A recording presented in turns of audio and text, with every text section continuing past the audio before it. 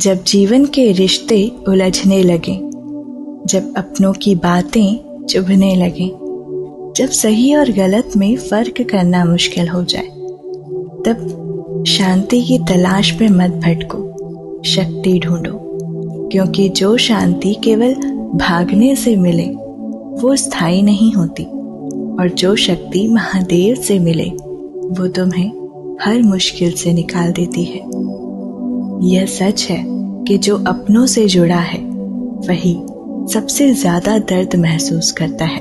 पर महादेव कहते हैं कि अगर रिश्ते तुम्हारे अस्तित्व को कमजोर कर रहे हैं तो खुद को खोने मत दो।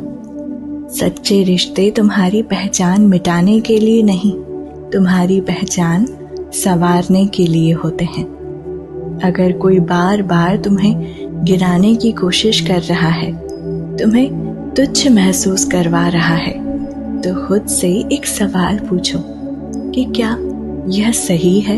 नहीं, क्योंकि जो खुद को जानता है वो कभी किसी के लिए अपनी आत्मा को नहीं कुचलता।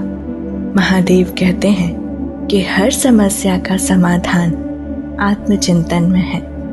अगर रिश्ते बोझ बन गए हैं तो खुद से यह सवाल पूछो कि क्या मैं अपने कर्तव्य सही तरह से निभा रहा हूँ या सिर्फ रिश्तों की बेड़ियों में फंस रहा हूँ। क्योंकि जीवन का असली धर्म है पहले खुद को संभालो फिर दूसरों को। जिस दिन तुम अपने मन का कोलाहल शांत कर लोगे, उसी दिन सही और गलत खुद दिखने लगेगा।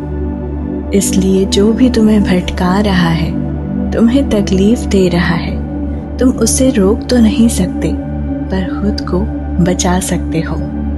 अगर कोई तुम्हें अपनी शांति से दूर कर रहा है तो उससे दूरी बना लो। अगर कोई तुम्हें तोड़ रहा है तो खुद को जोड़ो।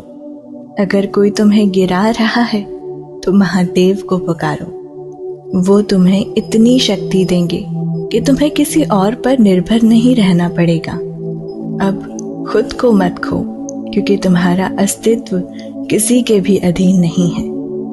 महादेव कहते हैं कि जब तुम खुद को जान लोगे तो तुम्हें कोई भी भटका नहीं सकता।